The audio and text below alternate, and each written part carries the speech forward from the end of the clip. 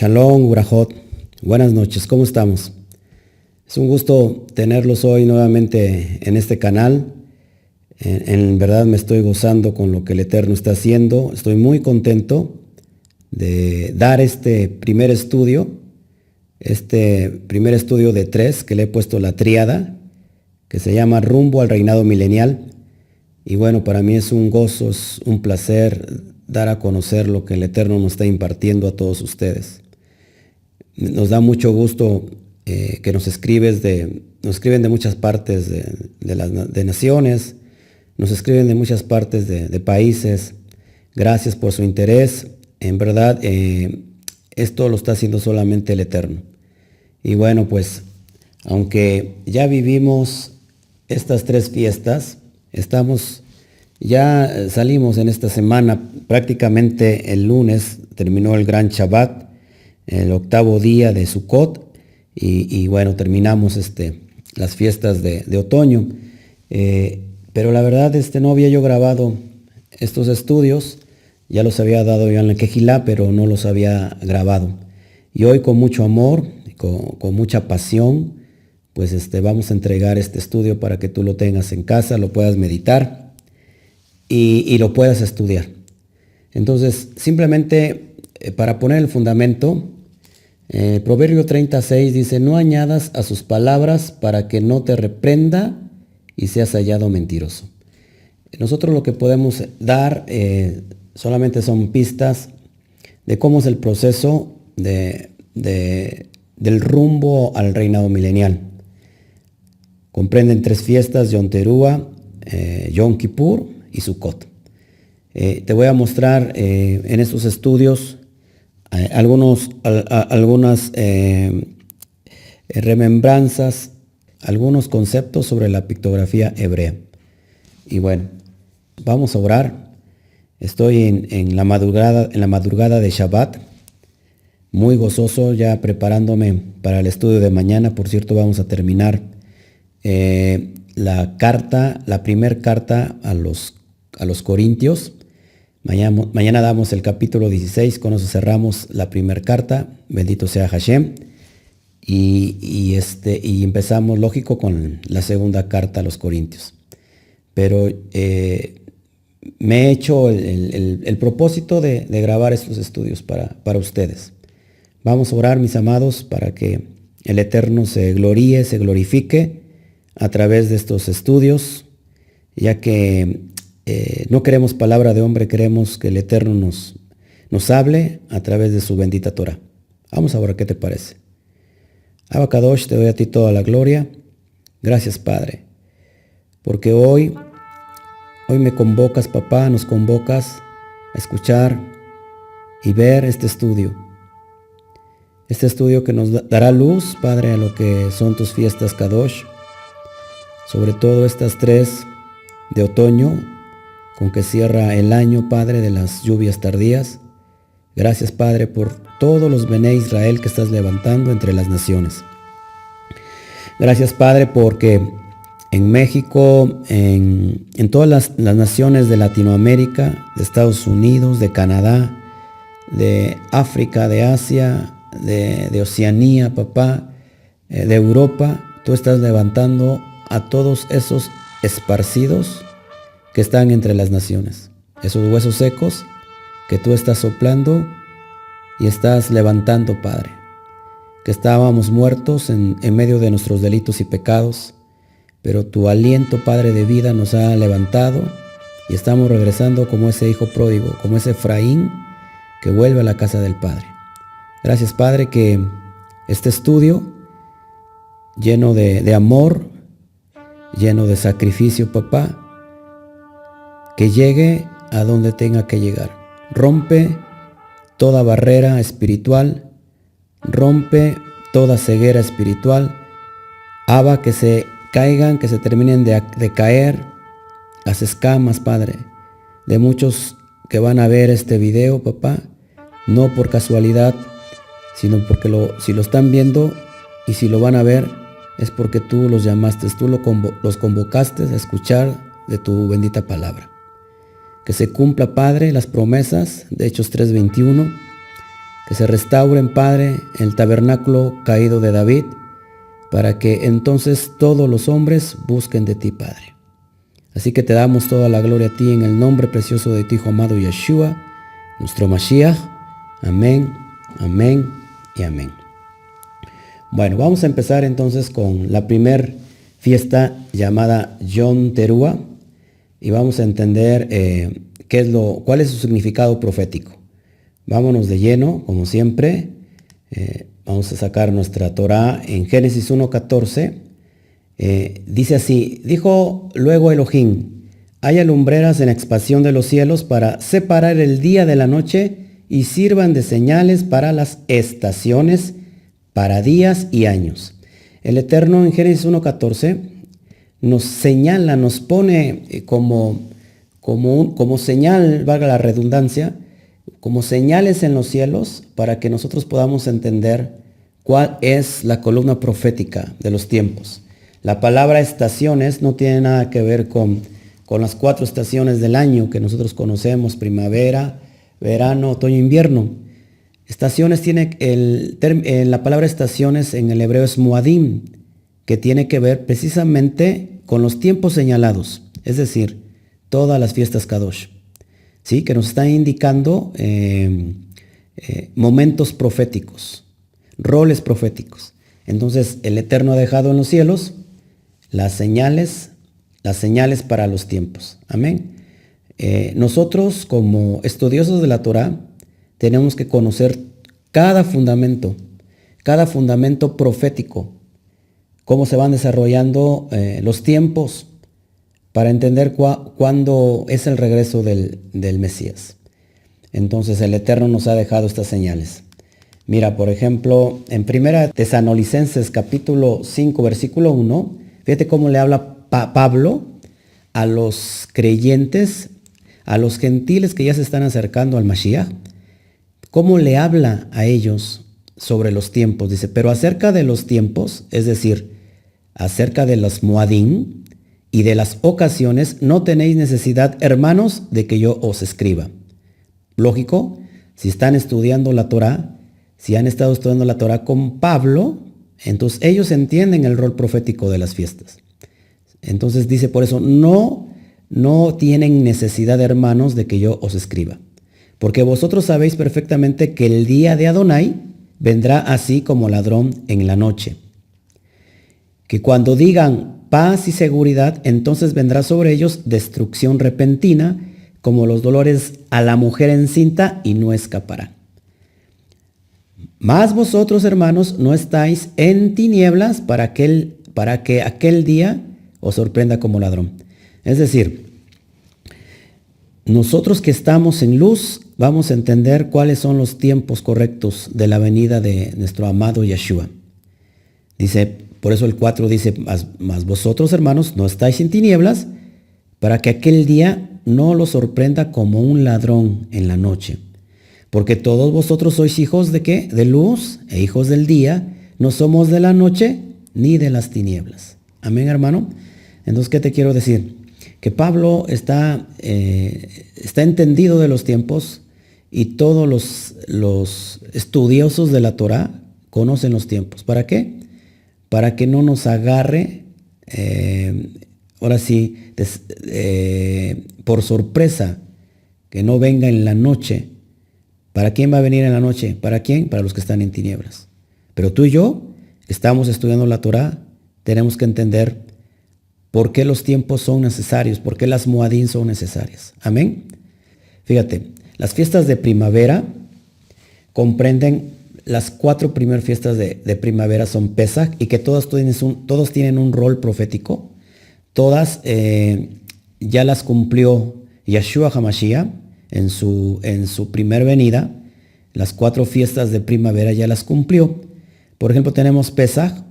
Pesach significa pasar por alto. ¿Qué pasó en Pesach? La liberación del pueblo de Israel. Y Yeshua también ya lo cumplió como siendo el cordero inmolado. Yo sé que esto ya te lo sabes, solamente es para dar un repaso rápido para poder poner el fundamento. Entonces, ¿qué hizo Yeshua? Fue el cordero inmolado. Él ya murió por nuestros pecados. la sangre de ese corderito sin mancha, perfecto, que fue colocada en los dinteles de las casas de todos los israelitas. Es la misma sangre que hoy nos cubre de todo pecado. Nos pasa de la muerte a la vida, nos pasa de las tinieblas a la luz admirable. Esa fiesta Pesaj ya la cumplió el Eterno, que no tiene nada que ver con la Pascua romana. Después tenemos Hamatzot, que son los panes sin levadura, que en esa fiesta se saca toda la levadura, todo el pecado. No se come pan que contenga levadura ni cualquier otra cosa que tenga que ver con alimento. ¿Qué pasó aquí? Yeshua ya lo cumplió también. Yeshua enterró bajo la tierra el pecado del mundo. Él mismo vivió sin pecado. Él mismo fue juzgado, observado durante 4 días, y a él no se le encontró ningún pecado. Él llevó, cuando entró a la tumba, llevó todo el pecado, lo enterró consigo mismo. Entonces ahí vemos que eso representa Hamatzot. La levadura es el pecado. Tenemos Bikurim, que tiene que ver con las primicias. Son los primeros frutos para Yahweh. Yeshua resucitó como el primogénito de entre de los muertos. Él es nuestras primicias. Las primicias que dio Hashem, el Eterno, hacia nosotros. Entonces Él resucitó para que después, cuando en Apocalipsis 20 venga, haya la resurrección de los muertos. Él es nuestras primicias. No resucitó en domingo. Él resucitó en Shabbat. Tengo un estudio, bájalo, se llama el día clave, la semana clave, la resurrección de Mashiach. Luego tenemos por último la fiesta de Shavuot, que se llama fiesta de las semanas, lo que comúnmente se le conoce como Pentecostés. ¿Qué pasó ahí? Bueno, ahí se entregó la Torah en Sinaí. En un Shavuot, el Eterno entrega la Torah en Sinaí. Y bueno, después vemos en Hechos 2, 1200 años más tarde, el derramar del Ruach HaKodesh, ¿sí? Donde se le aparecieron lenguas repartidas como de fuego. Bueno, estas fiestas de primavera, el Eterno ya las cumplió. Ya fue, cada una tuvo un propósito y esas ya las cumplió absolutamente. Las fiestas de primavera señalan lo que son las lluvias tempranas. Acuérdense, en el año hay un tiempo de lluvias tempranas y otro de lluvias tardías. La primera era para sembrar la semilla en la tierra. Llovía en ese tiempo, en las lluvias tempranas, y después había un tiempo donde no venía lluvia, y a las lluvias tardías era el tiempo de que se levantaba la cosecha. Esto tiene que ver un rol completamente profético. Fíjate lo que dice en Deuteronomio 11:14. Yo daré la lluvia de vuestra tierra a su tiempo, la temprana y la tardía, y recogerás tu grano, tu vino y tu aceite. Entonces aquí Hashem nos está hablando de la lluvia a su tiempo. Si lo puedes subrayar, por favor. Dice la temprana, o sea, la lluvia temprana y la lluvia tardía. La lluvia temprana, que corresponde a la primer venida del Mesías, y la lluvia tardía, que corresponde a la segunda venida del Mesías, donde se cumplirá el rol profético del segundo ciclo de festividades. Estamos, hermanos, de acuerdo a las señales proféticas, de acuerdo a todo el concepto profético que estamos viendo, que se está cumpliendo cabalmente. Hermanos, estamos muy, muy cerca de ver con nuestros ojos, yo lo creo así, el regreso inminente del Mesías judío. Amén. Fíjate lo que dice Ezequiel 34:26. Yo daré bendición a ellas y a los alrededores de mi collado, y haré descender la lluvia en su tiempo. Lluvias de bendición serán. Subraya ahí, por favor, la lluvia en su tiempo, porque es muy importante. Vamos a discernir ahorita qué quiere decir la lluvia en su tiempo. Fíjate lo que dice Joel 2:23. Dice, vosotros también, hijos de Sión, alegraos y gozaos en Yahweh, vuestro Elohim, porque os ha dado la primera lluvia a su tiempo. Bendito sea Hashem, con Yeshua ya se cumplió. Dice, y hará descender sobre vosotros lluvia temprana y tardía como al principio. Impresionante. La primera lluvia a su tiempo, la palabra a su tiempo en el hebreo es la palabra tzedaká. Tzedaká, que significa justicia. Fíjate cómo dice en el original, en Joel 2:23. Lógico que esto no lo vas a poder ver en tu Biblia porque está traducido al español. Te recomiendo que compres una Tanaj. De hecho, yo tengo varias electrónicas. Me puedes escribir a mi correo cielosabiertos@lay.com.mx y yo te hago llegar alguna. Entonces, fíjate cómo dice aquí, quiero señalar algo importante, porque Joel 2, capítulo 2 está hablando de algo profético, de lo que ha de venir.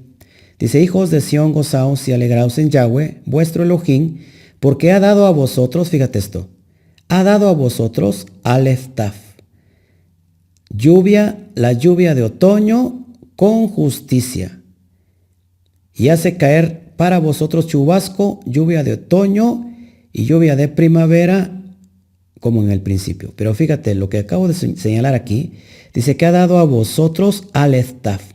Hemos entendido, según Apocalipsis 1:8, quién es el Aleph y la Taf. Yo soy el Aleph y la Taf, el principio y el fin, el que era, el que es y el que ha de venir, Yahweh Tsebaot, Elohim Todopoderoso. Ahí está hablando Yeshua. Es impresionante cómo aquí en el hebreo aparece que ha dado a vosotros las lluvias tempranas y tardías, el Aleph Taf. ¿Y quién es el Aleph Taf? Que si tú lo ves no se traduce, no solamente aparece como dos letras supuestamente aisladas, pero lógico que no es aislado. Aquí tenemos un Sot, aquí tenemos algo escondido muy poderoso que solamente lo podemos ver en el Tanaj hebreo. Entonces, ¿quién es el Aleph y la Taf? Esas son dos letras impresionantes. La primera es la Aleph, la primera letra del alefato hebreo, y la Taf, la última, donde se compone todo el alefato hebreo. Por medio del alefato hebreo se crearon los cielos y la tierra, todas las cosas que en ella hay. Entonces, el Aleph y la Taf no es otra cosa que un personaje, como ya te lo dije hace un rato. En la pictografía hebrea vemos que el Aleph está representado por el toro, ¿sí? La fuerza, el líder, el liderazgo, y vemos la letra Taf, que en la pictografía hebrea es una marca, una señal. Entonces, ¿quién es este Aleph y Taf? Es el cordero muriendo en un madero, en una marca, en una señal que iba a traer pacto. De hecho, la letra Taf tiene que ver con pacto. Entonces, con ese pacto, donde el Eterno iba a derramar su sangre para que nosotros fuésemos limpiados, perdonados de nuestros pecados. Entonces dice aquí, les daré la lluvia de otoño, ¿con qué? Con tzedaká, con justicia. Es la justicia del Eterno que estamos viendo. Amén. Entonces dice, nos dará su bendición a través de la diestra de su justicia. Es impresionante que todo está apuntando a Mashiach Yeshua. Amén. Bueno, entonces ya vemos que a su tiempo, en el original es tzedaká, justicia. La primer lluvia en hebreo es Hamoré y se puede traducir también como el maestro. Aquí hay mucha simbología profética, demasiada simbología profética. Entonces se puede traducir entonces así: el maestro de justicia. ¿Y quién es el maestro de justicia? ¿Quién es el moré? El moré de justicia, el maestro de justicia, pues Yeshua HaMashiach. Amén. La Dabar, el logo que se hizo carne y habitó en medio de nosotros. Él hizo su suca, hizo su habitación, su morada en medio de nosotros, Juan 1:14. Amén. Entonces es impresionante que el maestro de justicia es Yeshua HaMashiach y todo tiene que ver con un rol profético. Las lluvias tempranas y las lluvias tardías es la manifestación de la justicia del Eterno. ¿Todos aquí? Entonces llegan justo a tiempo. Amén. Las lluvias tempranas entonces tiene que ver una vez más con la primer venida del Mesías, y las lluvias tardías tienen que ver con la segunda venida del Mesías.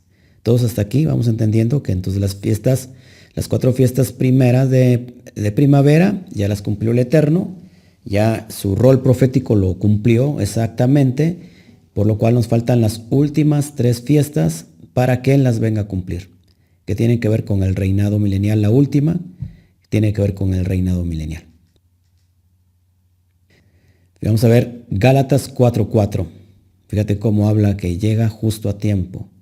Pero cuando vino el cumplimiento del tiempo, Elohim envió a su hijo, nacido de mujer y nacido bajo la ley.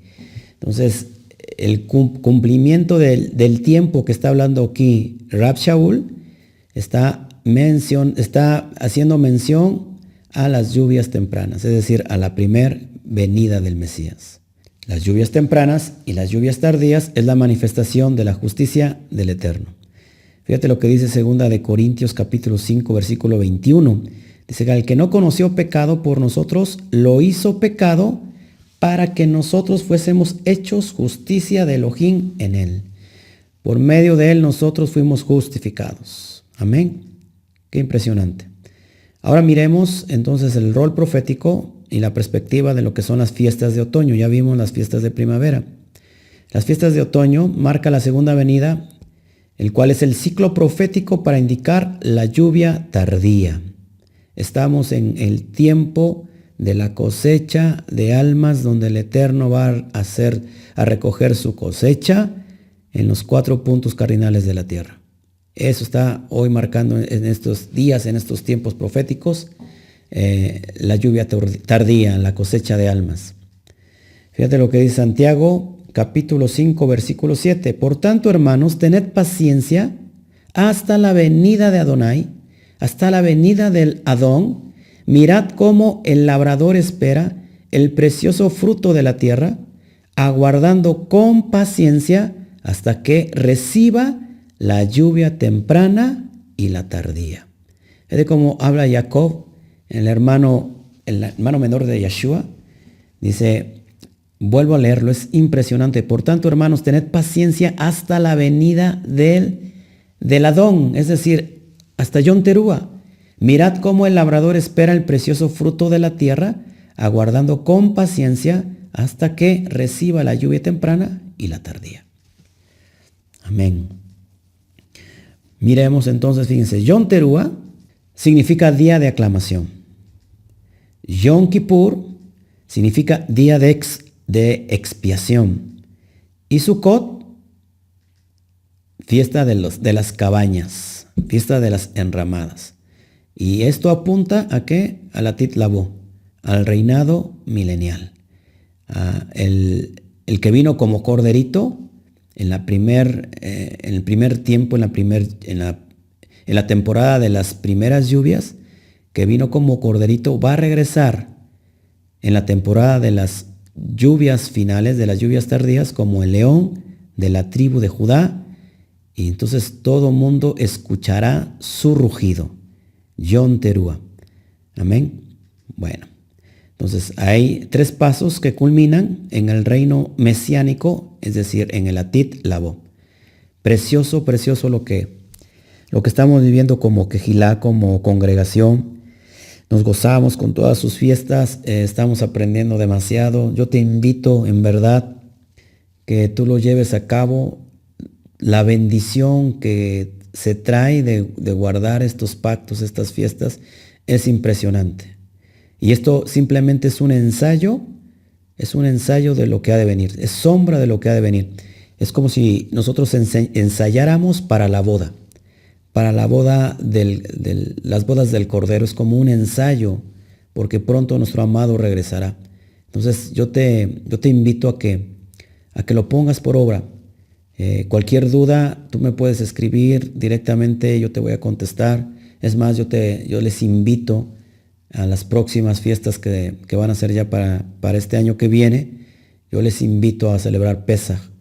Vamos a poner la invitación ahí en las redes sociales, en la página www.cielosabiertosministerios.com, y bueno, ahí tú te podrás informar de cada detalle de las fiestas. pero yo te invito a que tú lo lleves por obra. Entonces vamos a meternos ahora sí con el significado de lo que significa Yom Teruah. Vamos a Levítico capítulo 23, versos 24 al 25. Dice, habló Yahweh a Moshe diciendo, habla a los Bene Israel, a los hijos de Israel, y diles, en el mes séptimo, nótese, tienes que ver mucho el séptimo. Dice, en el mes séptimo, al primero del mes tendréis día de reposo, es decir, un Shabbatón. No un Shabbat, no tiene que ver nada con el Shabbat semanario, sino es un Shabbat alto que puede caer entre semana. Dice, una conmemoración. La palabra conmemoración es Sikrón. Al son de trompetas, es decir, Teruah, y una santa convocación, una Mikra Kodesh. Ningún trabajo de siervo haréis y ofreceréis ofrenda encendida, Kara y She a Yahweh. Ahora vamos a discernir cada palabra que tú estás viendo en color dorado para poder interpretarlo. Entonces, Sikrón, la palabra Sikrón del hebreo 25:46 significa recuerdo, memoria, memorial, monumento, recordativa. Es decir, que esta fiesta es para hacer memoria. Pero te preguntarás, ¿memoria de qué? Ahorita lo vamos a ver. Tenemos Teruah, que significa clamor, aclamación de alegría, grito de batalla, toque de trompeta de alarma, trompetazo que despierta, un gran ruido, un gran estruendo. No tiene que ver con shofar, bueno, se ha mal interpretado como Yom Teruah, fiesta de las trompetas. Hago la aclaración, de hecho yo también lo pongo porque, bueno, para poder identificarnos en la comunidad, pero en realidad tiene que ver, Teruah tiene que ver no solamente con un trompetazo, con el toque del shofar, sino más bien es como una aclamación, un clamor. Ahorita lo vas a entender por qué. Tenemos Teruah, su raíz es la palabra Ruah, no Ruach, Ruach es espíritu, sino Ruah del Strong 73:21, que significa hacer ruido, gritar, aullar y cantar. Tiene que ver con un grito, con un grito muy fuerte, Teruah. Y ahorita vas a entender por qué. Tenemos también la palabra Mikra. La palabra Mikra, su raíz es Kara o Kará, que significa llamar o leer. Esto lo vemos en Nehemías 8:8 al 9. Ahí vemos el primer fiesta de Yom Teruah que celebró todo el pueblo de la casa de Judá cuando regresó del exilio de Babilonia. Nehemías, Esdras, todo ese conjunto de líderes que llevaron al pueblo otra vez para poder levantar los cimientos del segundo templo. Ahí vemos, ahí lo puedes leer tú, todo el capítulo de Nehemías 8, qué es lo que pasó en ese Yom Teruah. Entonces, llamados para estar juntos, es una asamblea consagrada. Y tenemos la otra palabra, Karaishe, que es ofrenda encendida, que significa acercarse a la presencia de Yahweh. Nótese que estos mandamientos no son de hombres, es el Eterno que nos está llamando a convocarnos, es un llamado Kadosh. Amén. Te lo vas a entender por qué. Bueno, vamos a ver entonces Sikrón Teruah. ¿Qué significa la palabra Sikrón Teruah? Memorial al son de una gran aclamación, estruendo, memorial al son de grito de batalla o memorial al son del toque del shofar. Y vamos a ver, porque esto indica sin duda la segunda venida del Eterno, bendito sea su nombre. Pero tenemos que entender cuándo es que viene, y viene en Yom Teruah. Ahorita te lo voy a explicar por qué. Sí, vamos a ver el fundamento, el contexto profético para que podamos entender todo este rol profético de los tiempos. Entonces, Sikrón Teruah es memorial al grito de aclamación. Entonces, como hace un rato te dije, ¿qué tenemos que recordar? Recordar algo del pasado, pero también está conectado con el futuro. Es decir, estamos trayendo remembranza del pasado, pero también estamos teniendo un ensayo de lo que ha de venir en el futuro. Se recuerda que hubo un sustituto a nuestro favor. ¿Quién? Isaac. Entonces recordamos la atadura de Isaac, la que da Isaac, que fue quebrantada por la sustitución de un carnero. Entonces cuando Abraham iba a sacrificar a su hijo, al único que amaba, de repente aparece enredado en una enramada, en un follaje, el cordero que era el sustituto para que no muriera Isaac. Del shofar o del carnero o del cuerno del carnero se extrae el shofar, donde se toca. ¿Y qué es ese toque de shofar? Que te recuerda a ti y a mí que tú y yo no merecíamos vivir, sino que merecíamos la muerte, pero que hubo un sustituto. Tú y yo estamos presentados en ese niño que tú ves ahí, en ese Yitzhak. Simbólicamente estamos figurados en ese niño, pero iba a venir un sustituto que iba a pagar el precio. ¿Quién es este sustituto? Yeshua. Amén. Entonces, según la tradición rabínica, este es el primer gran sonido del shofar. Es decir, es ahí cuando se oyó el estruendo de Hashem. En verdad vino el ángel y dijo, no lo hagas porque sé que temes a Elohim. Entonces, según la tradición rabínica, este es el primer gran sonido del shofar. El segundo gran sonido del shofar fue en Sinaí, cuando se entregó las tablas de la ley, de la Torah.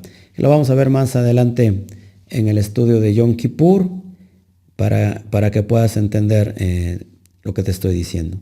Y el tercer trompetazo, el último, será en el regreso del Mesías, que sin duda es Yom Teruah. Ahorita te lo explico por qué.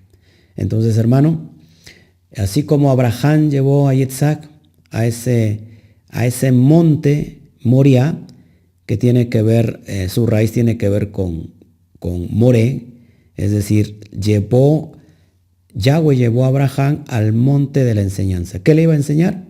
Bueno, que después él sí iba a dar a su hijo, a su único hijo, a Yeshua HaMashiach, precisamente en ese monte donde Abraham iba a sacrificar a su hijo. Ese monte hoy es donde está el templo, donde estuvo el templo en Jerusalén. Ahí se iba a mostrar aquel sustituto que iba a derramar su sangre para perdón de todos los pecados del pueblo de Israel. ¿No es increíble? Hoy ese monte Moriah está en las faldas, el monte de las calaveras está en las faldas del monte Moriah, donde precisamente está levantado el templo. Es impresionante cómo siempre hay una simbología profética y cómo nos anuncia lo que ha de venir. ¿No te parece hermoso? Wow, entonces ahí vemos el monte Gólgota, o comúnmente como se le ha conocido como el monte de las calaveras. Precisamente donde en esa falda del monte Moriah vino un sustituto a entregar su vida, ese cordero que vino a entregar su vida a favor de todos aquellos que hoy estamos volviendo a las raíces de nuestra fe. Bendito sea Yeshua HaMashiach. Él es el cordero que quita el pecado del mundo. Wow, es impresionante. Entonces recordamos algo del pasado, pero que también está conectado con el futuro. Israel escuchó el primer estruendo cuando estaba reunido a los pies del monte Sinaí. Vamos a leer Éxodo 19, versículo 16 y versículo 19. Dice, aconteció que al tercer día, cuando vino la mañana, vinieron truenos y relámpagos y espesa nube sobre el monte y sonido de bocina muy fuerte, subráyalo, Teruah, y se estremeció todo el pueblo que estaba en el campamento. Ahí se escucha el segundo estruendo fuerte que escuchó el pueblo. El versículo 19 dice, el sonido de la bocina iba aumentando en extremo. Imagínate eso. Dice, Moshe hablaba y Elohim le respondía con voz tronante. Ahí se escuchó el poder de la voz de Hashem. El poder, se encendió la luz en la oscuridad. Todo lo que era oscuro, todo lo que estaba en tinieblas, vino a reafirmarse cuando el Eterno se escuchó fuerte su voz, el estruendo fuerte. Lo mismo va a pasar, hermanos, cuando Él vuelva a regresar, se va a hacer la luz. En medio de las tinieblas va a aparecer la luz, Or. La palabra hebrea para luz es la palabra Or. Y tiene que ver con el Aleph, con la letra Vav y con la letra Reish. Es decir, si juntamos todo lo que es la pictografía hebrea, pues el Aleph clavado al hombre. Eso significa luz. Eso significa luz en el sentido más profundo de la Torah. La luz, que es el Aleph, está clavada al hombre. Tú y yo necesitamos esa luz. Y en el postrer tiempo se va a aparecer a todas las naciones esa luz que los va a cegar. Bendito sea Hashem. Entonces vemos teruá como voz de estruendo. Vamos a ver en dónde aparece esta voz de estruendo. Cada vez que aparece una voz de estruendo tiene que ver sin duda con teruá. Una voz de estruendo, eso lo vemos en Apocalipsis. Vamos a ver, vamos para allá. Apocalipsis 1:10 y 1:15. Dice, yo estaba en el espíritu, en el Ruach, en el día de Adonai, lógico, Shabbat, y oí detrás de mí una gran voz como de trompeta. Subraya eso, por favor. Una gran voz como de teruá, como de grito, como de multitud. Dice el versículo 15. Y sus pies semejante al bronce bruñido, refulgente como en un horno, y su voz como estruendo de muchas aguas. Es decir, cada vez que la Biblia, que la Torah menciona aguas, Majim en hebreo, tiene que ver o bien con Torah, o bien tiene que ver con multitudes de gente. ¿Sí? De hecho, la letra Mem, la letra hebrea Mem, está conectada con el significado más profundo de aguas, de caos, de vida. Entonces, cuando dijo su voz como estruendo de muchas aguas, sin duda es teruá. Le estaba mostrando al apóstol amado Juan, Mashiach le estaba mostrando ese día que iba a regresar, le estaba mostrando proféticamente ese día que iba a regresar, y ese día va a ser en un teruá, en un estruendo. Amén. Entonces, ahora vamos a ver teruá como voces de júbilo, porque también tiene que ver, acuérdate, con júbilo. Teruá tiene que ver con júbilo. Vayamos para allá. Como voces de júbilo marca la era mesiánica. Isaías 42:11 dice así: alcen la voz el desierto y sus ciudades, las aldeas donde habita Cedar, canten los moradores de Selá, y desde la cumbre de los montes den voces de júbilo. Ahí la palabra voces de júbilo tiene que ver con teruá. Y este pasaje del Tanaj sin duda hace referencia al tiempo del regreso del Mesías. Isaías 44:23 dice así: cantad loores, oh cielos, porque Yahweh lo hizo, gritad con júbilo. Ahí la palabra gritad con júbilo, teruá, profundidades de la tierra, prorrumpid montes en alabanza, bosque y todo árbol que en él está, porque Yahweh redimió a Jacob, es decir, a Israel, y en Israel será glorificado. Bendito sea Hashem. Eso tiene que ver con teruá como voces de júbilo. Vamos a ver otra. Jeremías 31, versículo 7. Porque así ha dicho Yahweh, regocijaos en Jacob con alegría y dad voces de júbilo a la cabeza de naciones. Haced oír y alabad y decid, oh Yahweh, salva a tu pueblo, el remanente de Israel. Teruá, voces de júbilo. Sofonías 3:14. Cantad, oh hija de Sión, da voces de júbilo, oh Israel, gózate y regocíjate de todo corazón, hija de Jerusalén. Da voces de ¿qué? De júbilo. Ahí es teruá. Ahí está dando la implicación a teruá, cuando el Eterno regrese una vez más por su pueblo. Entonces la primera venida de Yeshua está asociada con un grito en Zacarías 9:9. Fíjate, vamos para allá. Está asociada con un grito. Alégrate mucho, hija de Sión, da voces de júbilo, de teruá, hija de Jerusalén. He aquí tu rey vendrá a ti, justo y salvador, humilde, cabalgando sobre un asno, sobre un pollino, hijo de asna. Es impresionante cómo esta profecía la llevó a cabo Yeshua entrando en Jerusalén, precisamente montado en un pollino, que tiene mucho que ver con la ley levítica de que cuando se ofrecían los primogénitos, las primicias de todo animalito, el único que no se podía ofrecer era un asno, era un burrito. Ese burrito se tenía que cortar el cuello, o bien se podía redimir con un corderito. Entonces, cuando nosotros vemos esa escena impresionante de cómo Yeshua viene entrando a Jerusalén, montado en un burrito, que él no es otra cosa que él estaba redimiendo a su pueblo. El burrito, representa al pueblo de Israel. El burro, el asno. Y el cordero representa la redención de Mashiach. Es decir, montado en un burrito, yo estoy redimiendo a mi pueblo Israel.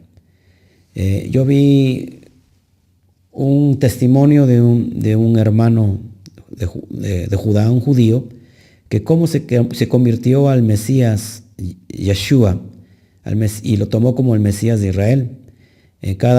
Hay muchas escuelas en Israel, muchas yeshiva, y normalmente cada maestro, cada rabino, se puede él considerar a sí mismo como el Mesías. De hecho, no está penado, o sea, no está perseguido decir, yo rabino fulano de tal, yo soy el Mesías. De hecho, se acostumbra así.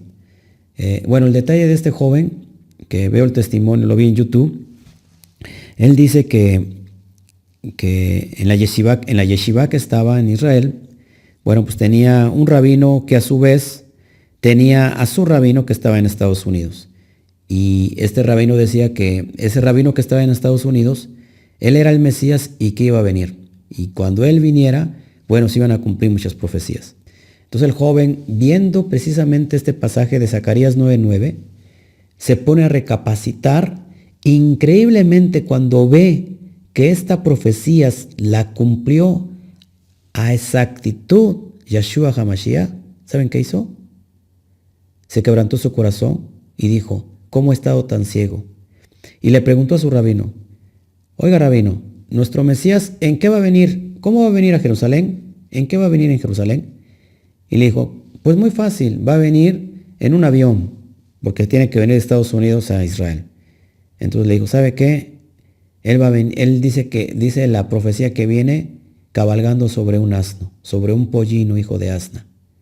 Y eso ya lo cumplió Yeshua HaMashiach. Y bueno, él se convirtió al Mesías judío, Yeshua, para la gloria del Eterno. Bueno, entonces aquí también está hablando de un grito, ¿no? De un grito que está asociado ¿con qué? Con el regreso del Mesías. Voces de júbilo. Qué tremendo. Bueno, entonces del primer Shavuot en Sinaí al Shavuot de Hechos 2, como hace un rato lo dije, con el derramar del Ruach HaKodesh, pasaron 1200 años, es decir, 100 años por cada tribu. Que todo tiene que ver porque, fíjate, en el Shavuot de Hechos 2, ¿cuántos discípulos estaban? 120. Que siempre tiene que ver con los 12. ¿Por qué 12? ¿Cuántos llama Yeshua a su ministerio, a 12 discípulos, a 12 talmidín. Está representado a las 12 tribus de Israel. Se derrama el Ruach, el Espíritu, ¿verdad? En Sinaí. Y aparece el fuego del Eterno. Lo mismo que apareció en Hechos 2 con estas lenguas repartidas como de fuego, es decir, estas llamas repartidas como de fuego, que les daban a hablar los idiomas de todos aquellos que se encontraban en ese lugar. Entonces encontramos un periodo de 10 días entre la fiesta de Yom Teruah y la fiesta de Yom Kippur. Son 10 días muy importantes porque son 10 días temibles, 10 días donde podrán las personas que todavía, fíjate cómo el Eterno va a dar una oportunidad todavía tremenda. Si tú lo estás escuchando, bueno, pues ya, esto ya no es para ti porque ya lo estás escuchando. Son para aquellos que todavía no han escuchado el llamado. Los que no han accedido todavía al llamado. Cuando venga el Eterno en Yom Teruah, va a haber 10 días de hacer una teshuvah completa, un arrepentimiento completo hasta el día de Yom Kippur, el día del juicio, el día de la aflicción. Lo vamos a ver más adelante en el estudio, en el segundo estudio que tengo preparado. Entonces, de la fiesta de Teruah a la de Yom Kippur son 10 días. Tradicionalmente Israel ha tomado este periodo como tiempo de reflexión de los pecados cometidos como nación. Es decir, no está relacionado con el individuo, sino como la nación como un todo en Israel. Pero es importante entender que son 10 días claves antes de la ira venidera. Bueno, entonces vamos a ver Yom Teruah como el día de alarma. El día de alarma para muchos que están en tinieblas va a ser un día de alarma, pero también va a ser un día de fiesta, va a ser un día de alegrarse, de gozo para aquellos que estamos abrazando los pactos hoy en estos tiempos. Amén. Entonces son buenas noticias para unos y malas noticias para otros, en lo que representa el regreso del amado Yeshua HaMashiach en Teruah. Entonces ahí te tengo un sot de lo que significa la palabra Teruah. Bueno, ya vimos, ¿no? Ya vimos que tiene que ver con clamor, con aclamación, con voces de júbilo, con grito. Pero quiero traer esto en la pictografía hebrea para, como es mi costumbre, me encanta meterme a estudiar todos esta simbología profética, porque parece que tú abres con un bisturí la letra, de por sí, la raíz hebrea te da, un contexto increíble.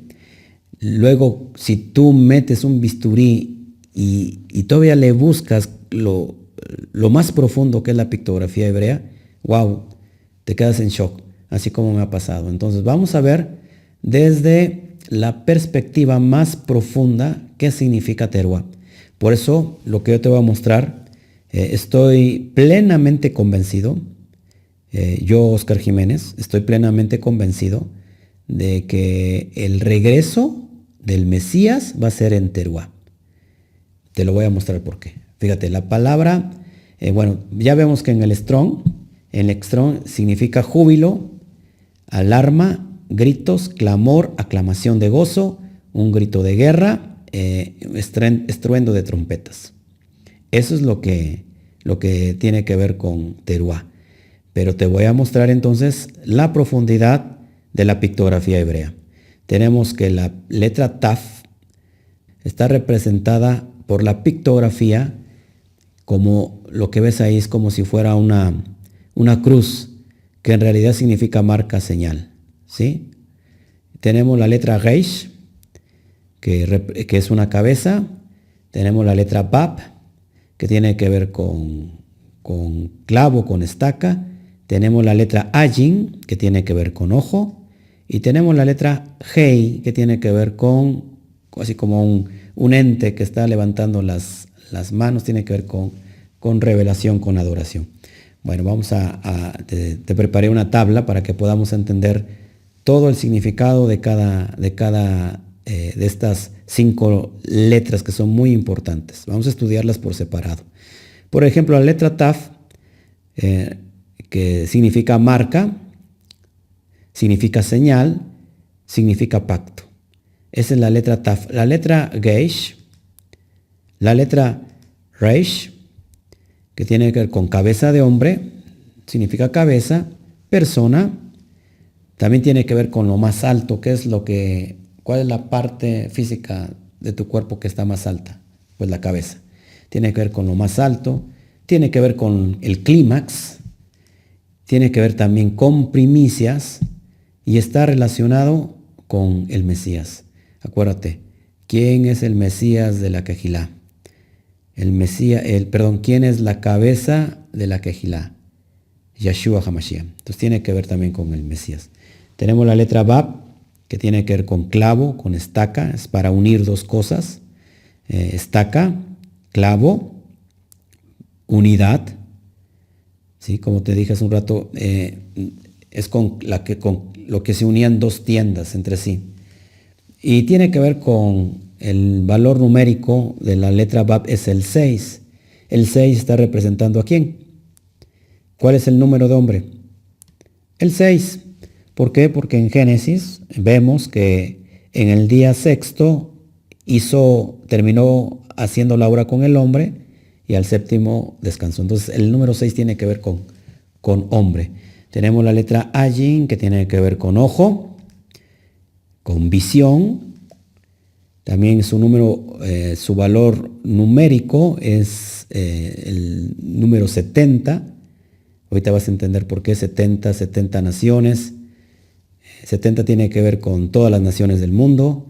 De hecho, en Sukkot se sacrificaban 70 toros en relación a las 70 naciones. Entonces 70 tiene que ver, ¿cuántos componían el Sanedrín? 70, más 1, que era el Cohen Gadol, el sumo sacerdote. Entonces 70 tiene que ver también con testigo, acuérdate eso, es muy importante. El número 70 tiene que ver con testigos, ¿sí? Cada vez que tú ves 70 tiene que ver con testigos. Bueno, tenemos también la letra Hei, que es un ser humano, una persona adorando, levantando las manos, que tiene que ver con el significado, mira aquí, tiene que ver con revelación, tiene que ver también con gozo y tiene también que ver con manifestación. Entonces y tiene que ver con aliento de vida, perdón. Entonces son 5 letras, son 5 letras pictográficas que nos están mostrando una esencia tremenda. Fíjate, si tú unes todos estos significados, lo que da es impresionante. Lo que da el significado de terúa pictográfico es impresionante. Fíjate cómo se diría o qué significado tendría la pictografía hebrea de la palabra terúa. Y te lo puse aquí. Mira, dice el pacto, es decir, el brit, como la señal en lo más alto. Lo voy a señalar aquí con el mouse. El pacto, es decir, el brit, como la señal en lo más alto, como la primicia del Ben Adam, del Hijo del Hombre, o sea, Yeshua HaMashiach, para unir a su pueblo a la vista de todas las naciones. Todo ojo le verá, para testificar al mundo la revelación. Mira aquí, de su manifestación. Eso es lo que vendría siendo el significado de Teruá. Entonces, quédate con eso. Es impresionante. Ojalá lo puedas estudiar, ojalá lo puedas copiar, ojalá lo puedas regalar, lo puedas pasar, para que la gente pueda entender lo que el Eterno nos tiene preparado ya. Entonces, vuelvo a decir, el pacto como la señal en lo más alto, como la primicia para unir a su pueblo a la vista de todas las naciones, es decir, todo ojo le verá, para testificar al mundo la revelación. Y mira aquí de su manifestación. Wow, entonces vamos a tomar la letra Ayim. La letra Ayim, que tiene que ver con ojo, es decir, todo ojo le verá. Es decir, cuando venga el Eterno, el amado, bendito sea su nombre, Yeshua HaMashiach, va a ser en Teruá, en la primer festividad de otoño, con que inician las lluvias tardías. Y vamos a ver las citas donde viene precisamente que todo ojo le verá. Apúntale, eso lo vemos en Apocalipsis 1:7, en Marcos 14:62, en Marcos 13:26 al 27, en Mateo 26:24, en Hechos 1:9 al 11. Fíjate, vamos a irnos por partes. Todo ojo le verá. Apocalipsis 1:7. He aquí que viene con las nubes y todo ojo le verá. Subraya eso, por favor. Y los que le traspasaron y todos los linajes de la tierra harán lamentaciones por él. Sí, amén. Recuérdate que él se va a presentar en el monte de los olivos. Va a venir a casa de Judá. Lo dice Zacarías 12:10. Y dice, y mirarán a mí, al Aleph y la Taf, a quien atravesaron, a quien traspasaron, y llorarán como se llora por un hijo primogénito. Él va a convencer a la casa de Judá. Así que todo ojo lo verá, todas las naciones verán, porque vienen las nubes. Vamos a al otro pasaje, Marcos 14:62. Y Yeshua le dijo, yo soy, y veréis al Hijo del Hombre, es decir, al Ben Adam, sentado a la diestra del poder de Elohim y viniendo en las nubes del cielo. Una vez más, dice, veréis. Veréis tiene que ver con la letra Ajin, de visión, de ver. Vamos al otro pasaje, Marcos 13:26 al 27. Dice así, entonces verán, una vez más, Ajin, verán al Hijo del Hombre, Ben Adam, que vendrá en las nubes con gran poder y gloria, y entonces enviará a sus ángeles y juntará a sus escogidos de los 4 vientos, es decir, a las 10 tribus dispersas de Israel, a ese Efraín que se ha mezclado, se ha gentilizado, se ha dispersado entre las naciones. Dice que los va a recoger desde los cuatro vientos, desde el extremo de la tierra hasta el extremo del cielo. Eso es Teruá. ¡Wow! ¡Qué tremendo! Vemos Mateo 26:64. Dice, Yeshua le dijo, tú lo has dicho. Y además os digo que desde ahora veréis al Hijo del Hombre Ben Adam sentado a la diestra de poder de Elohim y viniendo en las nubes del cielo. Una vez más, Teruá. Tiene que ver con el ver, con el mirar. Vamos a Hechos 1:9 al 11. Dice así, y habiendo dicho estas cosas, viéndolo ellos, fue alzado y le recibió una nube que le ocultó de sus ojos. Y estando ellos con los ojos, una vez más, puestos en el cielo, entre tanto que él se iba, es decir, Yeshua estaba ascendiendo a los cielos, al Malchut HaShamaim, dice, he aquí se pusieron junto a ellos 2 varones con vestiduras blancas, los cuales también les dijeron, varones galileos, ¿por qué estáis mirando al cielo? Este mismo Yeshua, que ha sido tomado de vosotros al cielo, dice, así vendrá como le habéis visto ir al cielo. Es decir, ver, mirar, allí, todo ojo le va a ver. Amén. Bueno, entonces estamos entendiendo, de acuerdo al significado profundo o más profundo que es la pictografía hebrea, nos está mostrando que en Teruá, que está marcando la segunda venida de Yeshua HaMashiach, todo ojo le va a ver. Que tiene que ver con la Ajin, con la vista, con la visión, con la revelación, cómo se va a manifestar, se va a revelar a todas las naciones. Amén. Bueno, vamos a ver el sentido espiritual de Yom Teruá, para que vayamos conectando toda esta simbología hermosa, profética. Entonces, Shavuot vino la propuesta de matrimonio, ahí se firmó el contrato que tuvo. Acuérdate que al que le dio carta de divorcio fue a Israel, no hacia Judá. Bueno, ahorita lo vamos a ver. Entonces, ¿qué pasó aquí? Moshe rompe las tablas por un celo santo, así Mashiach tuvo que ser quebrantado. Así cuando Moshe bajó y el pueblo se había descontrolado, se había levantado el becerro de oro, Moshe arroja las tablas de la ley y ese día mueren 3,000 personas. Así también Mashiach tuvo que ser quebrantado. Así como se quebraron esa Torah, esas tablas de la ley, así tuvo que ser Mashiach quebrantado. Se murieron, vuelvo a repetir, 3,000 ese día en la entrega de la Torah. Pero ¿qué pasa en Pentecostés, en Shavuot, en Hechos 2?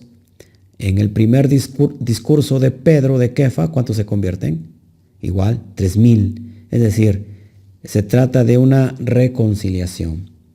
Todo es cíclico en la Torah. Después tenemos Yom Teruah, que representa la boda con Mashiach. Ojo aquí, la boda con Mashiach.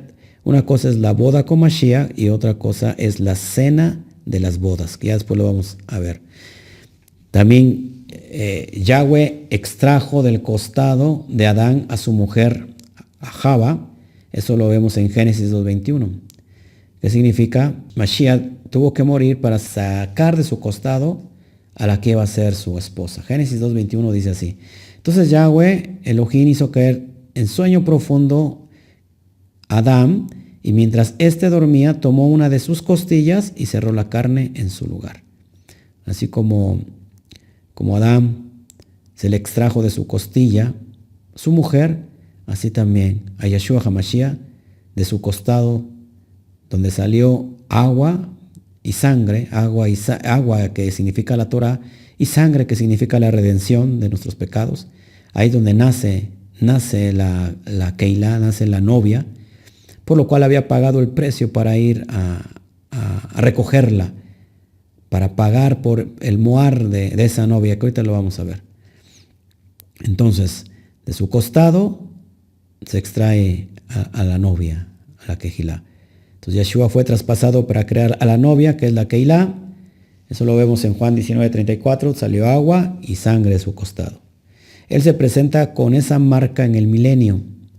Ya lo habíamos dicho, Zacarías 12:10 dice: y derramaré sobre la casa de David y sobre los moradores de Jerusalén espíritu de gracia y de oración, y mirarán a mí, en el original dice Aleph, a quien traspasaron, y llorarán como se llora por hijo unigénito, afligiéndose por él como quien se aflige por el primogénito. Preciosa, preciosa profecía que se va a cumplir. También representa la muerte y resurrección para crear a la novia. Ella salió de su costado. Fíjate lo que dice Efesios 5:31-32. Por esto dejará el hombre a su padre y a su madre, se unirá a su mujer y los dos serán una sola carne. Grande es este misterio, este sot.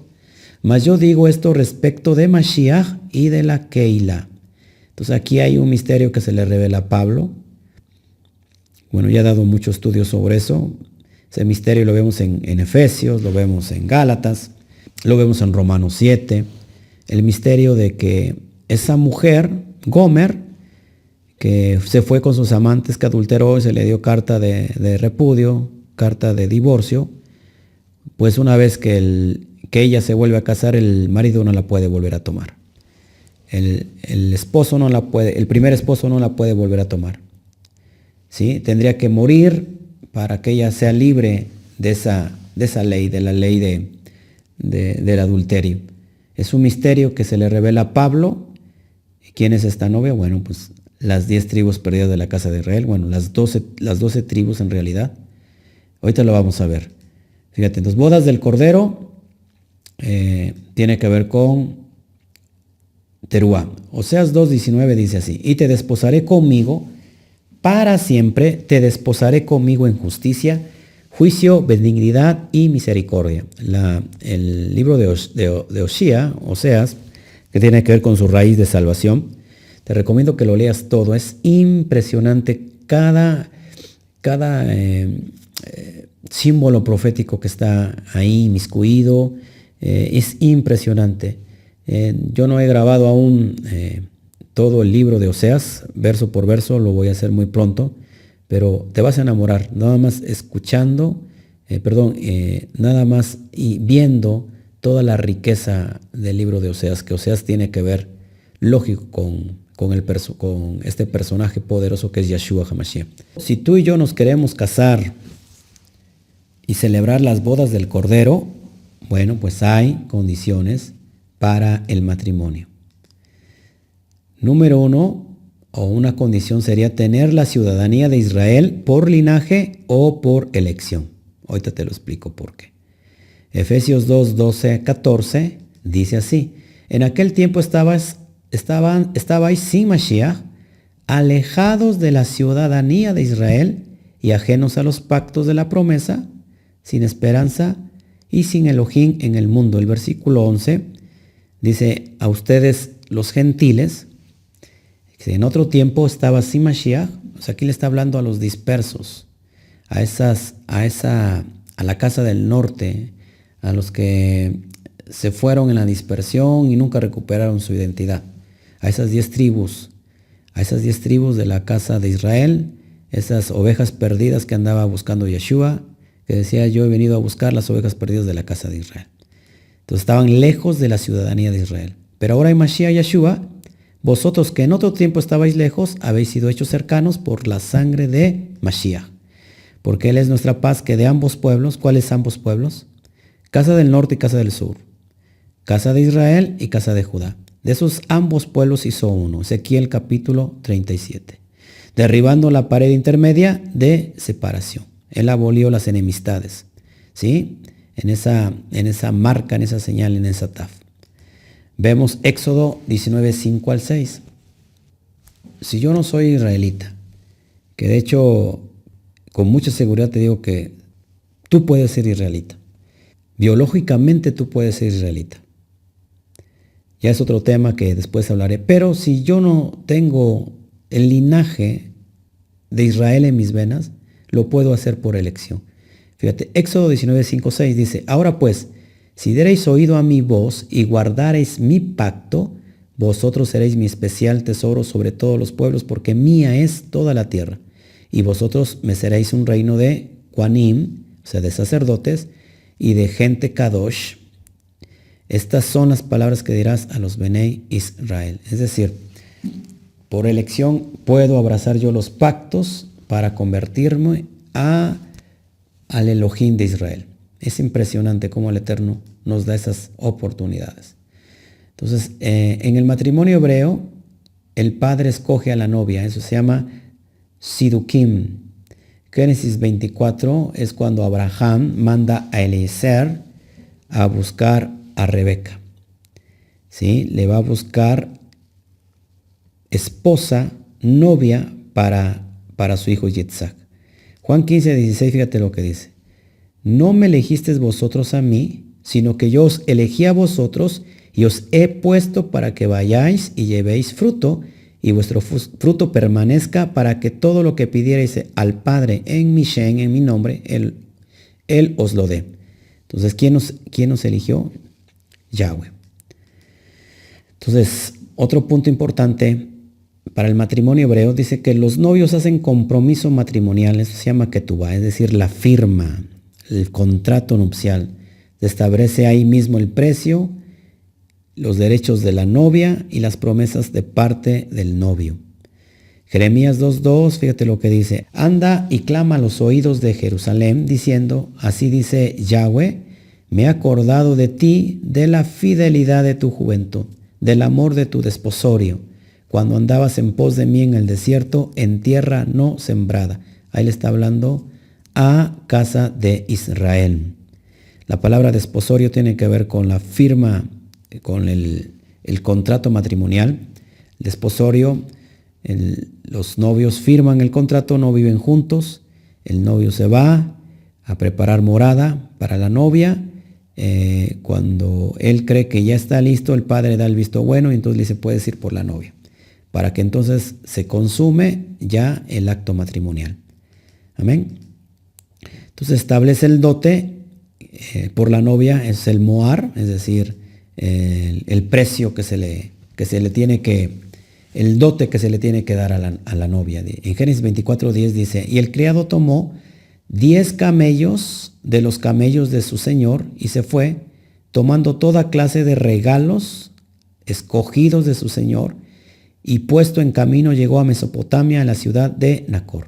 Es decir, Abraham manda a su criado con regalos para la novia, para que se los dé a la que va a ser la esposa de Isaac. Así el padre, él ha enviado regalos a la novia. Mientras la novia está esperando en la tierra el regreso del amado, él ha mandado regalos, que son los dones del Ruach HaKodesh.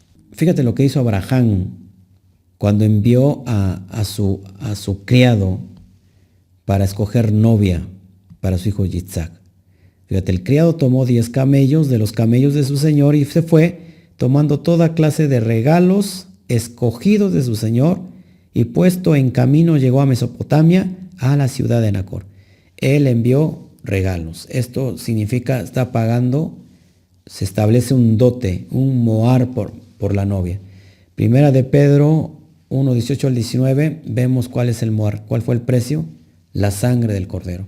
Así cuando Oseas fue por su esposa, por la que amaba, por Gomer, cuando va al rescatarla, resulta que ella ya no era libre, era esclava y tenía que pagar un precio. Así como Oseas pagó un precio, aunque era su esposa, tuvo que pagar un precio, así Yeshua tuvo que pagar también un precio, que fue la sangre, su propia sangre, para volver a comprar a la novia. Primera de Corintios 6:20 dice que fuimos comprados por precio. ¿A precio de qué? A precio de sangre. Qué tremendo. La novia también debe de ser aprobada por el padre. Es decir, Yahweh le propone matrimonio una vez más. ¿A quién? Al pueblo de Israel. A las 10 tribus perdidas de la casa de Israel. Dice Jeremías 2:2. Anda y clama a los oídos de Jerusalén, diciendo, así dice Yahweh, me he acordado de ti, de la fidelidad de tu juventud, del amor de tu desposorio, cuando andabas en pos de mí en el desierto, en tierra no sembrada. Una vez más, vuelve a proponerle matrimonio a Israel. Entonces, después de haberle dado el get, es decir, la carta de divorcio, que este misterio fue que se le reveló a Rab Shaul, fíjate, dice en Jeremías 3:8, ella vio que por haber fornicado la rebelde Israel, yo la había despedido y dado carta de repudio, es decir, carta de divorcio, el get. Pero no tuvo temor la rebelde Judá, su hermana, sino que también fue ella, ¿y qué hizo? Fornicó. Isaías 51, así dijo Yahweh, que es de la carta de repudio de vuestra madre, con la cual yo la repudié, o quiénes son mis acreedores, a quienes yo os he enviado. He aquí que por vuestras maldades sois vendidos, y por vuestras rebeliones fue repudiada vuestra madre. Es decir, aquí a los únicos que le entrega la carta de repudio, la carta de divorcio, es Israel. Deuteronomio 24:4. El problema es, fíjate lo que pasa, que si Yeshua quiere volver a casarse con la que repudió, no puede. No puede porque hay una ley. Fíjate cómo dice Deuteronomio 24:4. No podrá su primer marido que la despidió volverla a tomar para que sea su mujer, después que fue envilecida, porque es abominación delante de Yahweh, y no has de pervertir la tierra que Yahweh tu Elohim te da por heredad. Es decir, ya el Mesías, ya Yeshua no puede volver a tomar a su mujer a la que le dio carta de divorcio. ¿Cuál es el misterio misterio dado a Rab Shaul? ¿Qué tenía que hacer entonces Yahweh para volver a tomar a Israel? Increíble. Vemos Romanos 7:1 al 4, lo que dice Pablo, fíjate. ¿Acaso ignoráis, hermanos? Pues hablo con los que conocen la ley. O sea, ¿de qué está hablando? De Deuteronomio, lo que acabamos de leer. Dice, de los que conocen la ley, que la ley se enseñorea del hombre entre tanto que éste vive. Porque la mujer casada está sujeta por la ley al marido mientras éste vive. Pero si el marido muere, ella queda libre de la ley del marido. Subraya eso, por favor. Pero si el marido muere, ella queda libre de la ley del marido. ¿Cuál ley? La ley del adulterio. Así que si en vida el marido se uniere a otro varón, será llamada adúltera. Pero si su marido muriere, es libre de esa ley, de la ley del adulterio, por lo cual se le dio la carta de repudio, por la cual se le dio el get, la carta de divorcio. De esa ley queda redimida, de tal manera que si se uniere a otro varón, ¿qué pasa? ¿Qué dice ahí? No será adúltera. Híjole, qué tremendo lo que viene. Así también vosotros, hermanos míos, habéis muerto a la ley. ¿Cuál ley? No la ley divina, no la Torah, a la ley del adulterio mediante el cuerpo de Mashiach, para que seáis de otro, del que resucitó de los muertos, a fin de que llevemos frutos para Elohim. Es decir, Yeshua tuvo que morir para que entonces ahora sí la mujer, Israel, las 10 tribus queden libres de esa ley de adulterio y ahora la pueda tomar para sí nuevamente con su resurrección. ¡Qué tremendo! Entonces el novio murió para liberarla de la ley del adulterio y poder tomarla de nuevo para sí. Impresionante. Oseas 2:16. En aquel tiempo, dice Yahweh, me llamarás Ishi, que significa mi esposo, y nunca más me llamarás Bali, que significa mi señor. Qué impresionante lo que va a pasar, hermano. En aquel tiempo, en el tiempo postrero, en el tiempo que Él regrese, ya no le llamaremos Adonai, le llamaremos esposo, mi esposo. ¡Wow! Tremendo. Jeremías 2:2 dice, anda y clama a los oídos de Jerusalén, diciendo, así dice Yahweh, me he acordado de ti, de la fidelidad de tu juventud, del amor de tu desposorio, cuando andabas en pos de mí en el desierto, en tierra no sembrada. Ahí está la justificación del Mesías. Dices, entonces también, cuando en el matrimonio se hace mitbe o tevilá, que es la inmersión. Así vamos a hacer nosotros también cuando el Eterno venga. Fíjate lo que dice Ezequiel 16:8-9. Y pasé yo otra vez junto a ti y te miré, y aquí que tu tiempo era tiempo de amores, y extendí mi manto sobre ti y cubrí tu desnudez, y te di juramento y entré en pacto contigo, dice Yahweh Adonai, y fuiste mía. Te lavé con agua y lavé tus sangres de encima de ti y te ungí con aceite. ¿Cuál agua, hermanos? ¿Con qué agua nos está lavando? Con el agua de la Torah. Amén.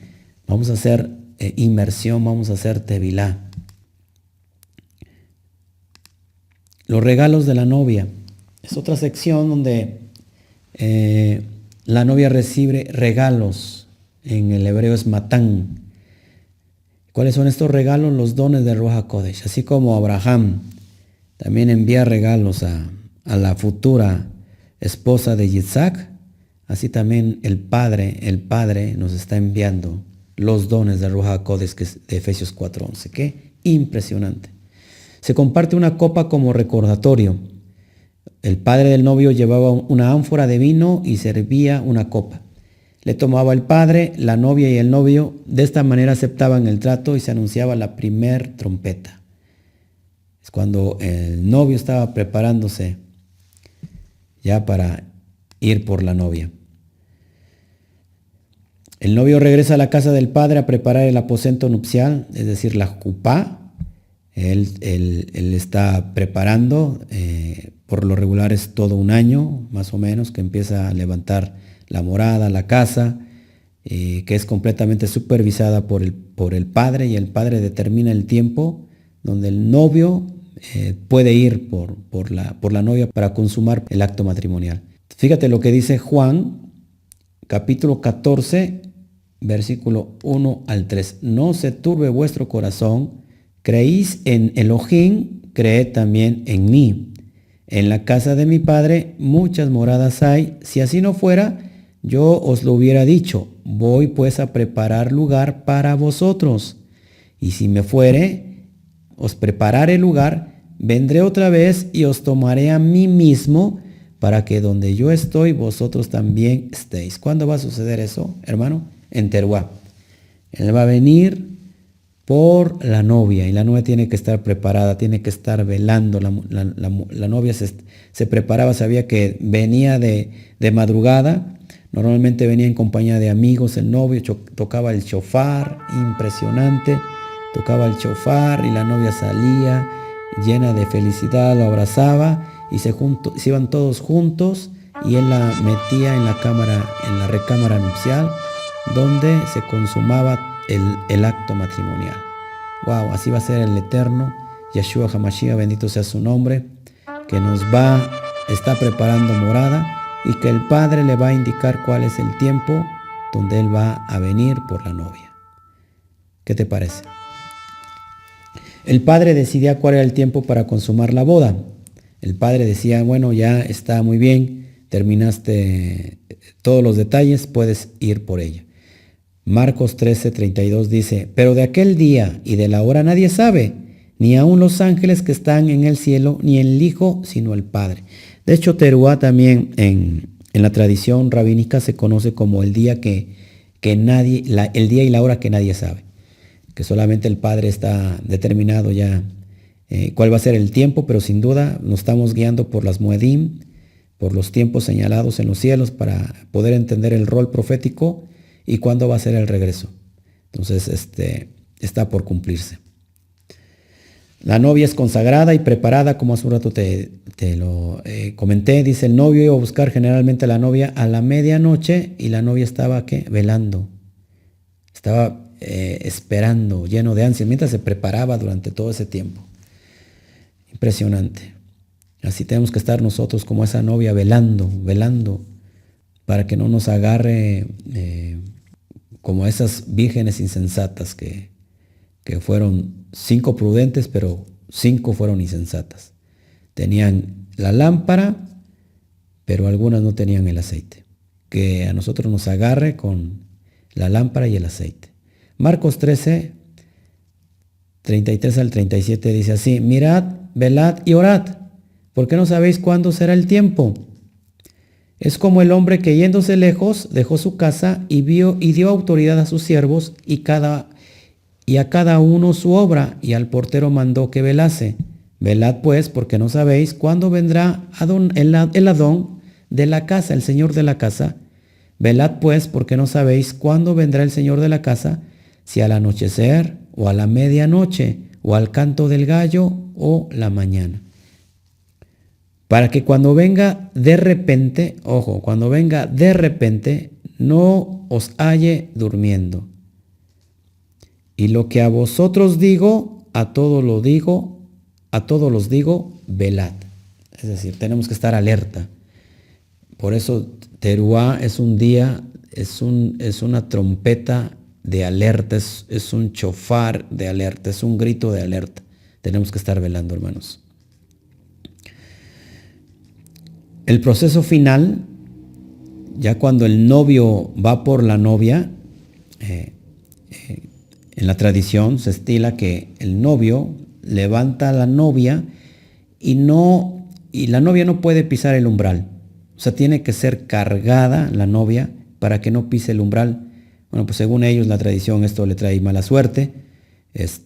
Bueno, vemos que esto de la tradición judía, realmente, bueno, pues lo tenemos en México, lo tenemos en muchas culturas, ¿no? Que antes de que el novio vaya a la intimidad con la novia, pues la tiene que cargar para meterla a su cuarto. Bueno, esto viene de la tradición judía. El novio carga a la novia para que no pise el umbral. Es lo que va a hacer Yeshua con su quejilá. Entonces el proceso final se llama Nisuín. El novio carga a la novia en sus brazos para pasar el umbral hacia la recámara nupcial y consumar el matrimonio. Mateo 24:31 dice, y enviará a sus ángeles con gran voz de trompeta, o sea, Teruá, y juntará a sus escogidos de los 4 vientos desde un extremo del cielo hasta el otro. Primera de Tesalonicenses 4, 16 al 17. Que bueno, acá se ha entendido, se ha malinterpretado con el rapto. Híjole, que no tiene nada que ver con la doctrina cristiana. Se dice que toda la cristiandad o los cristianos van a ser arrebatados y que solamente el juicio viene para todo el pueblo de Israel. Imagínate, ellos no están guardando pactos, están transgrediendo la ley, porque el pecado es transgredir la Torah, según 1 de Juan 3:4, dice que pecado es transgredir la Torah. Entonces, ellos piensan que se van a ir. La pregunta es, ¿por cuál va a venir? ¿A qué novia va a cargar? Si hay más de 40,000 denominaciones. ¿A quién? ¿A los católicos? ¿A los evangélicos? ¿A los protestantes? ¿A los luteranos? ¿A los bautistas? ¿A los metodistas? ¿A quién se va a cargar? No va a cargar a otros más que a su pueblo de Israel. Bueno, entonces, vuelvo a leer, dice, porque el Adón mismo con voz de mando, ojo aquí, con voz de arcángel, teruá, y con trompeta de Elohim, teruá, descenderá del cielo, allín. Acuérdate que todo ojo lo verá. Y los muertos en Mashiach resucitarán primero. Ahí habla de la primera resurrección de los muertos.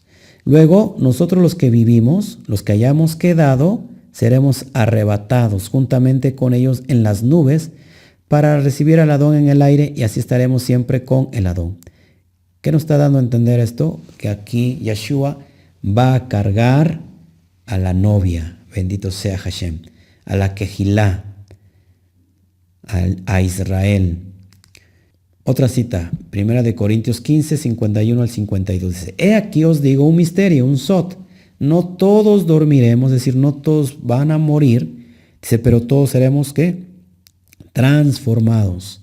En un momento, en un abrir y cerrar de ojos, a la final trompeta, porque se tocará la trompeta y los muertos serán resucitados incorruptibles y nosotros seremos, ¿qué? Transformados.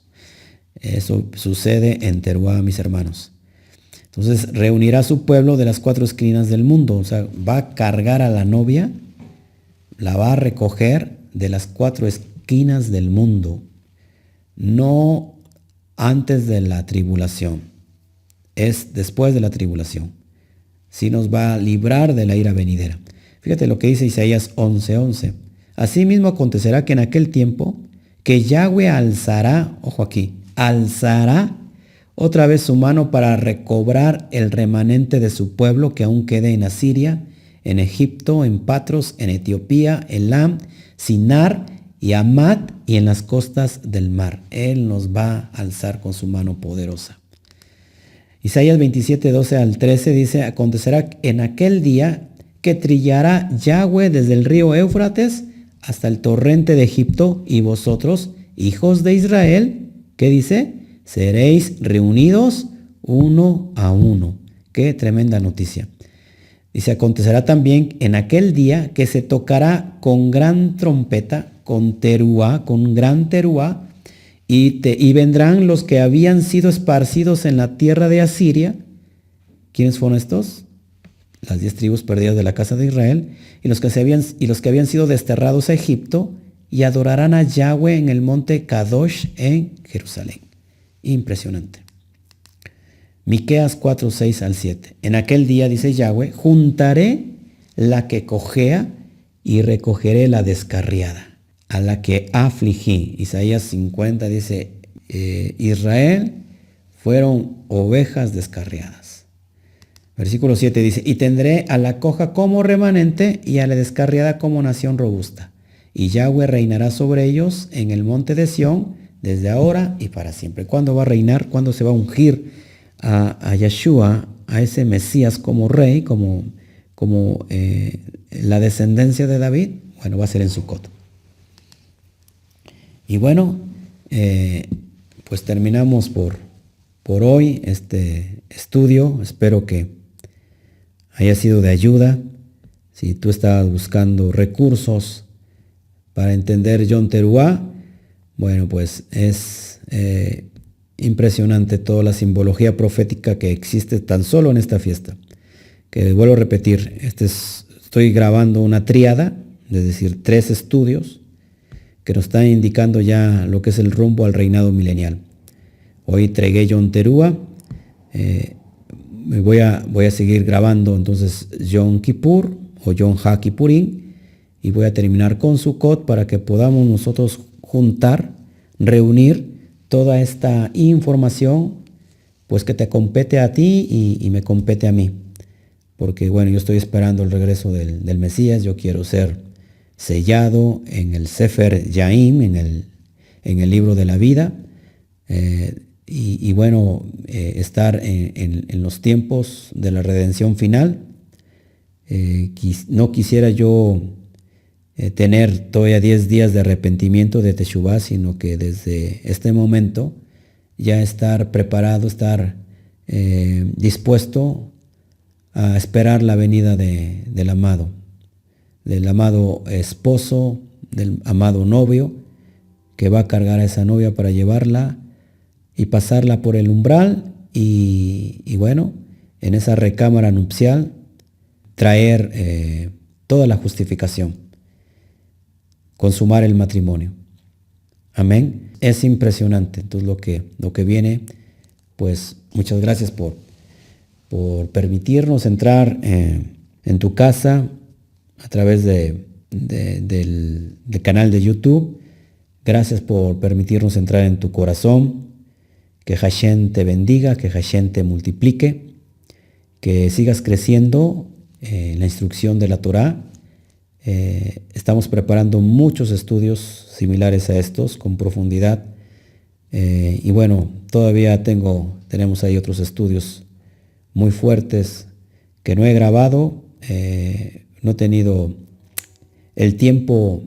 Normalmente cada Shabbat estamos presentando muchos sot, muchos misterios, mucha interpretación de lo que es la Torá. Muchas veces ahí mismo enseñando en la Kejilá, en ese pizarrón, el Eterno se derrama y nos da de su revelación, de su Torá, cosas nuevas que no habíamos tenido y la estamos aprendiendo ahí directamente. El Eterno es nuestro maestro, es nuestro rabino, es nuestro moré. Entonces todo eso que nos está dando, te lo vamos a estar proporcionando, porque creo que es para estos tiempos, es para que el pueblo de Israel venga, escuche la voz del pastor, el silbido del pastor, el silbido que habla Isaías. Y entonces, ¿qué va a pasar con esas ovejas? Dice Yeshua: mis ovejas oyen mi voz, reconocen mi voz y me obedecen. Entonces, espero que tú seas una oveja que se perdió, que el Eterno anda buscando, que tú seas ese Efraín, ese hijo pródigo que regresa porque se ha arrepentido, ha hecho Teshuvah, ha entrado en su conciencia, le ha indicado que está mal y que ha decidido una cosa: regresar a la casa del Padre. Ten la seguridad que Él te está esperando con los brazos abiertos. Así como me abrazó a mí de lejos con Yeshua, así como corrió al verme, así va a ser lo mismo contigo. Tú eres ese Efraín, ese hijo pródigo que va a regresar a la casa del Padre. Si esta es tu decisión, desde hoy te digo, en esta noche de Shabbat, en esta madrugada de Shabbat, bienvenido al remanente, a la gran familia del pueblo de Elohim. Que pases buenas noches. Amén.